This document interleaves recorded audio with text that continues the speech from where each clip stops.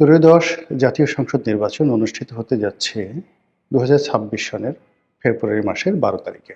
আজকের দিনের যদি পরিবেশ পরিস্থিতি দেখেন, তাহলে সরকারের পক্ষে যারা এই মুহূর্তে আয়োজন করছেন, তাদের দৃষ্টিভঙ্গি, চিন্তা চেতনা, ভাবছুর দেখলে মনে হয় তারা শতভাগ শক্তি নিয়ে, সামর্থ্য নিয়ে, আন্তরিকতা নিয়ে এই নির্বাচনটি অনুষ্ঠানের জন্য সর্বশক্তি নিয়োগ করেছে।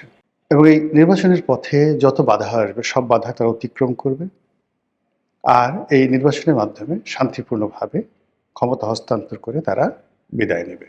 অনেকে যারা দীর্ঘদিন ধরে এই সরকারের কর্মকাণ্ড নিয়ে সন্দেহ প্রকাশ করেছিল, যারা সন্দেহ করেছিল যে সরকার ৫ বছর থাকবে, ৫০ বছর থাকতে চায়, এত সহজে যাবে না, কিন্তু ইদানিংকালে ডক্টর মোহাম্মদ ইউনূস এবং তার যারা সঙ্গী সাথী রয়েছেন, তাদের যে দৃষ্টিভঙ্গি, তাদের যে বাস্তব কর্মকাণ্ড, তাতে মনে হচ্ছে যে ইমিনেটলি দ্বিতীয় বিশ্বযুদ্ধের পর ভারতকে স্বাধীনতা দেওয়ার জন্য যেভাবে পাগল হয়ে গিয়েছিলেন এবং ভারতের ভাইসরয় লর্ড মাউন্টব্যাটেন যেভাবে তড়িঘড়ি করে ভারতের মধ্যে বিভক্তি ঘটিয়েছিলেন, যেভাবে আফগানিস্তান, পাকিস্তান, বাংলাদেশ, ভারত এই সীমানাগুলো চিহ্নিত করে তড়িঘড়ি করে যেভাবে ভারতকে স্বাধীনতা দিয়ে তারা চলে গিয়েছিলেন, ঠিক একই অবস্থা এখন বর্তমান সরকারের ক্ষেত্রে প্রযোজ্য।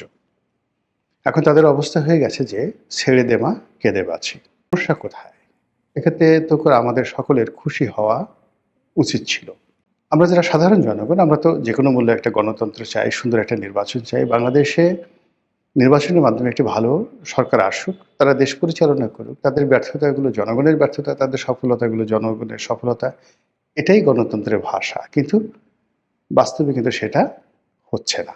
এর কারণ হলো যে এই মুহূর্তে সরকার তাড়াহুড়ো করতে গিয়ে যে আচরণগুলো করছে, তাতে করে স্পষ্টতই বোঝা যাচ্ছে যে তারা একটি বিশেষ দলকে ছাড় দিতে চাচ্ছে।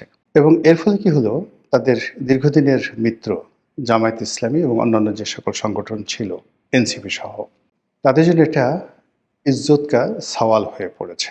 এবং গত ১৭ মাস ধরে ইউনূস সরকারের সকল কর্মকাণ্ডে তারা নৈতিক সমর্থন জুগিয়েছে, লজিস্টিক সাপোর্ট দিয়েছে এবং এই সরকারের হাতকে শক্তিশালী করার জন্য গোপন এবং প্রকাশ্যে যা কিছু করা দরকার সব কর্মকাণ্ড তারা করেছে।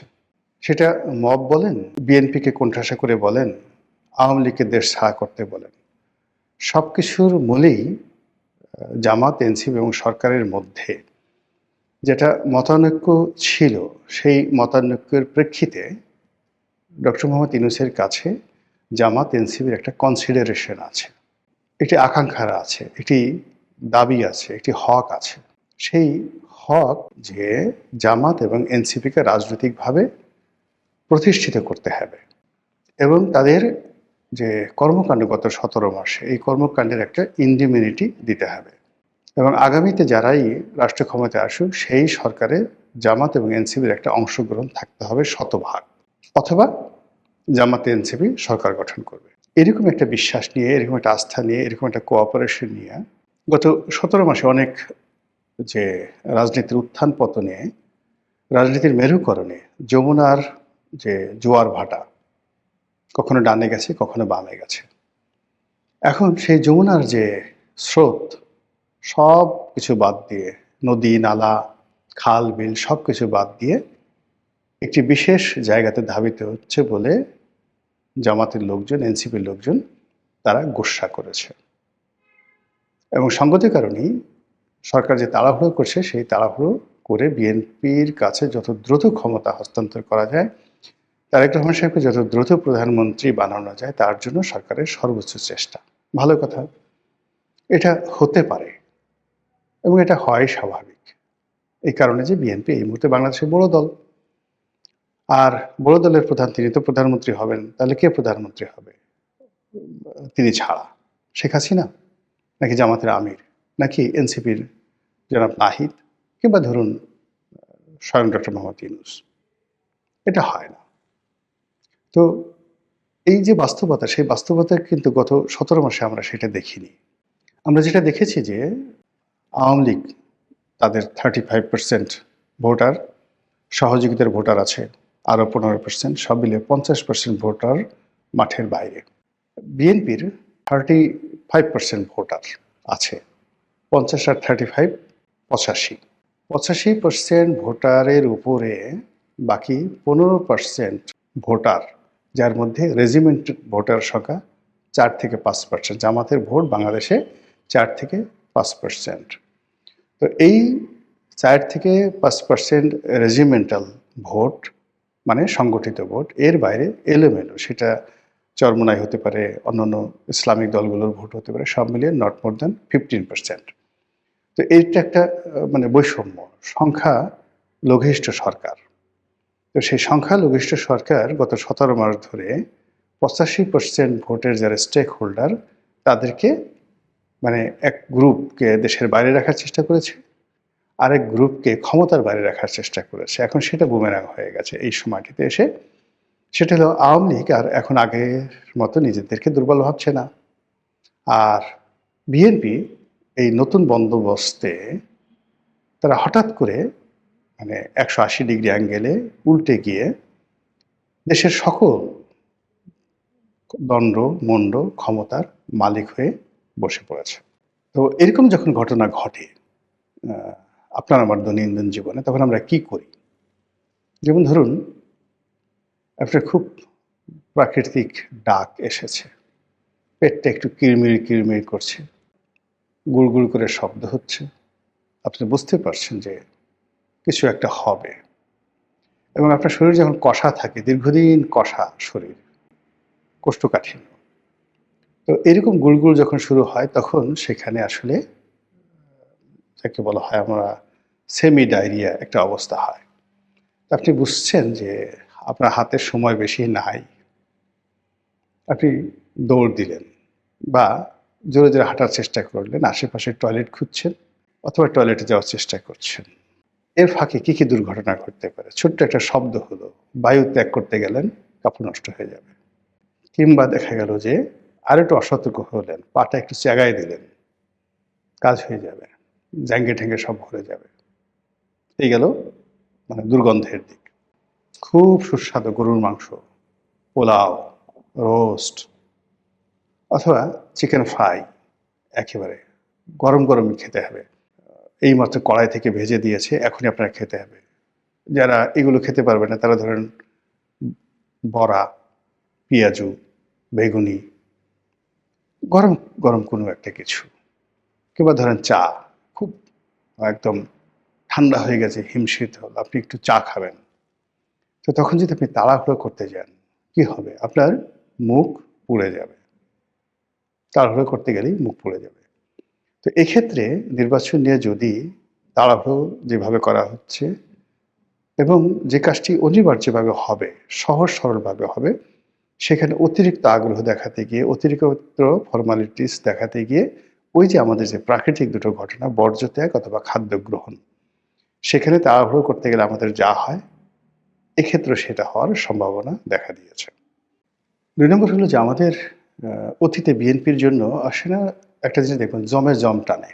মানে আপনার ঘরের সামনে ধরেন একজন জমদূত ঘুরে বেড়াচ্ছে, আপনার নাম ধরেন কালু মিয়া, কালু মিয়াকে মারার জন্য জমদূত তার ঘুরে বেড়াচ্ছে।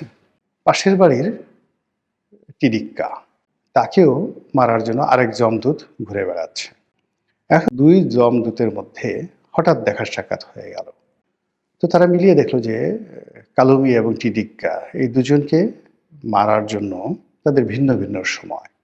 তো কাজেই একা কষ্ট না করে ২ জন সদল বলে এসে প্রথমে কালুকে মারলো, তারপরে ২ জন জমদূত সেই যাকে বলা হয় গিয়ে একসাথে টিডিক্কাকে মারলো।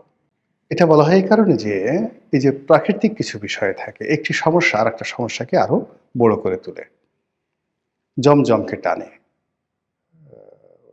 তো সেই দিক থেকে কিছু ঘটনা, কিছু কাহিনী, এটি বেসিক্যালি একটি জম আর এক জমকে টেনে নিয়ে আসে।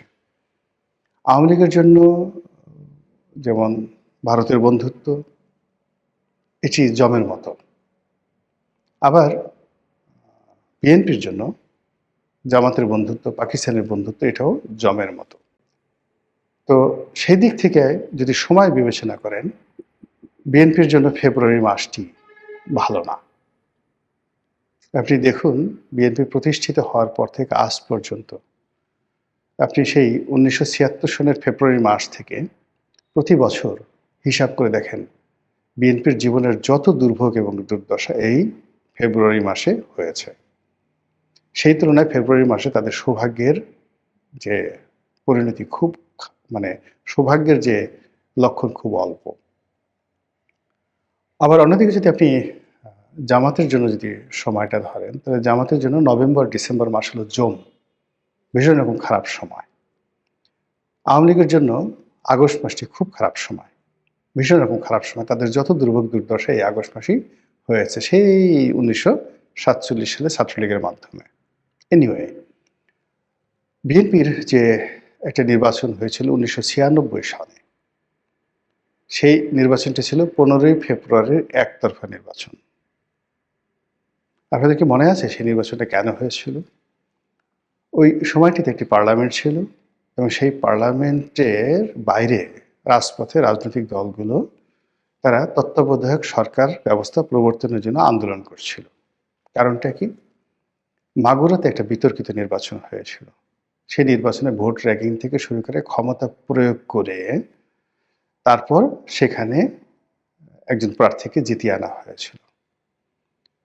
এর বাইরে আরেকটা নির্বাচন হয়েছিল ঢাকার তেজগাঁয়ে, একটা উপনির্বাচনে বাই ইলেকশনে মোসাদ্দেক আলী ফালুকে জেতানোর জন্য বিএনপি প্রশাসনকে ব্যবহার করে যে কাজ করেছিল, এর ফলে বিরোধী দলগুলো মনে করলো এই সরকারের অধীনে কোনো নির্বাচন হতে পারে না, তত্ত্বাবধায়ক সরকারের দাবিতে তার আন্দোলন গড়ে তুলল।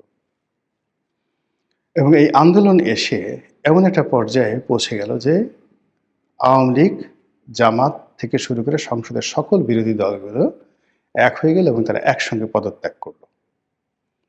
বিএনপি সর্বশক্তি নিয়োগ করল, তাদেরকে দমানোর জন্য কিচ্ছু হলো না। নির্বাচনের শিডিউল হলো, সমস্ত দলগুলো নির্বাচন বর্জন করল। ফলে বিএনপিকে একা নামকা অবস্থায় একটা নির্বাচন করতে হলো। এবং সেখানে যেমন আওয়ামী লীগের বিনা ভোটে নির্বাচনে জাতীয় পার্টি ছিল, 15 ফেব্রুয়ারি নির্বাচনে বিএনপির কোনো এরকম জাতীয় পার্টি প্রক্সি কোনো গৃহপালিত বিরোধী দলও ছিল না। এর ফলে কি হলো? বিএনপি একটা তত্ত্বাবধায়ক সরকারের কাছে ক্ষমতা হস্তান্তর করে বিদায় নিল এবং আওয়ামী লীগ ক্ষমতায় এলো। এখন ধরুন সবকিছু ঠিক হচ্ছে, এই আগে যে ইগোরগুলো বললাম সেই ইগোগুলো আছে, রাজনীতির মেরুকরণ আছে, তারপরে দেশি বিদেশি নানা রকম চক্রান্ত আছে। সেই চক্রান্তের এমন পর্যায়ে এসে বাংলাদেশে কিন্তু দুটো গ্রুপ হয়ে গেছে। বিএনপির সঙ্গে কারা কারা থাকবে তারা সেটেলড হয়ে গেছে, আর জামাতের সঙ্গে যারা থাকবে তারাও সেটেলড হয়ে গেছে। এখন আপনি চিন্তা করুন যে বিএনপির সঙ্গে যারা আসছে বন্ধু হিসেবে তারা খুব ছোট দল, এরা ব্যক্তিগতভাবে দুর্বল আর তাদের লোকজনও তেমন একটা নেই। যেমন ধরুন হেফাজতের জুনায়েদ হাবিবি, নুরুল হক নুরু, তারপরে সেই আন্দালিব রহমান পার্থ, মানে এ সকল রাজনৈতিক দলের যারা বিএনপির সঙ্গে সাইফুল বিপ্লবী যে ওয়ার্কার্স পার্টির সাইফুল হক,